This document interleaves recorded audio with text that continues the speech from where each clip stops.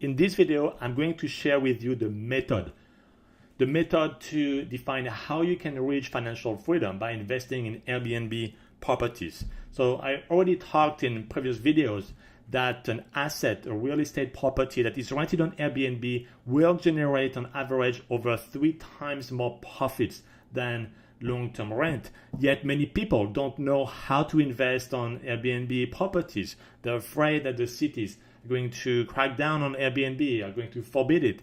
And there are yet a lot of opportunities where you can do Airbnb legally because they have a different zoning, they're in different part of town, they have different rules and regulations.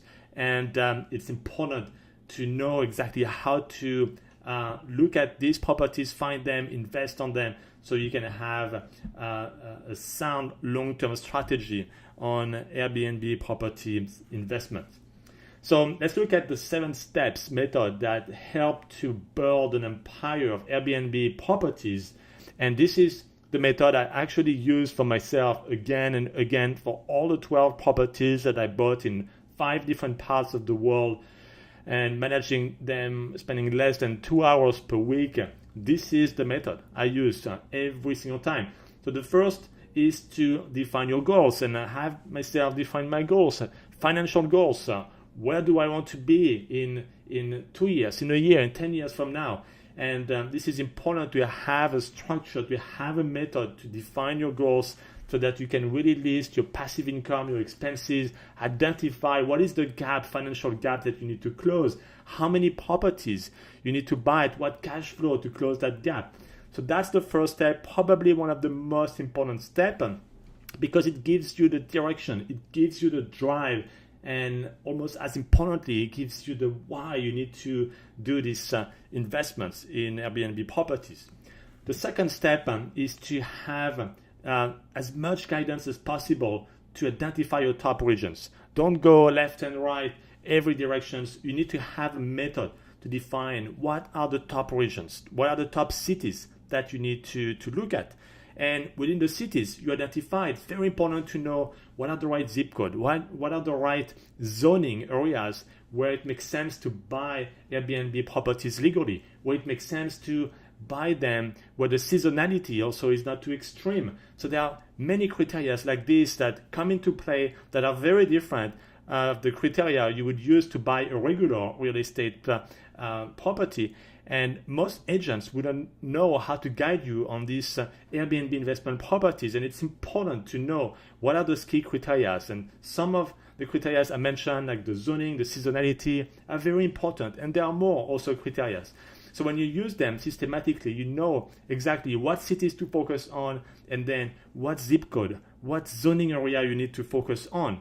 And then it's really the final decision before you place an offer.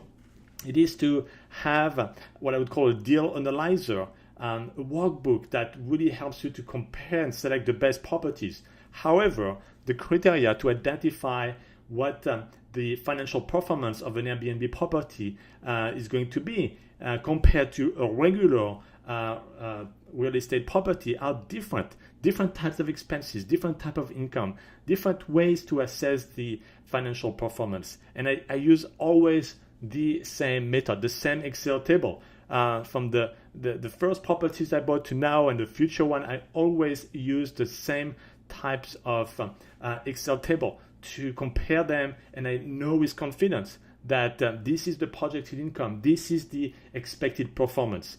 And that is, I think, one of the most important steps that has to be done in this entire Airbnb Empire Wealth method that should not be bypassed. It's really what guides you to make the right offer, but on the right type of property. So you know that you're buying a place in the right zoning for the long term.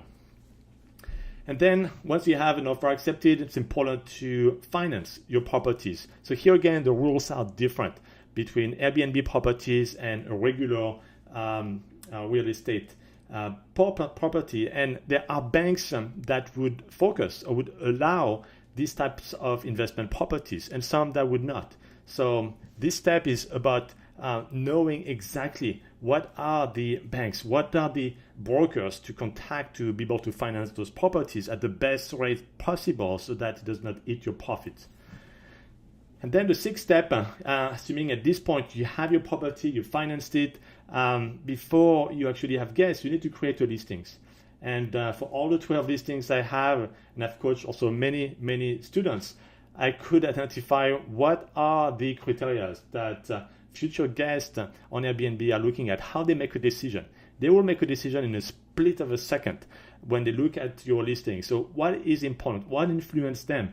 There are several key parameters there that are very, very important so that you can differentiate yourself from your competition and you can have the best listing possible so that they converge toward your listing so that you can drive the revenue as high as possible.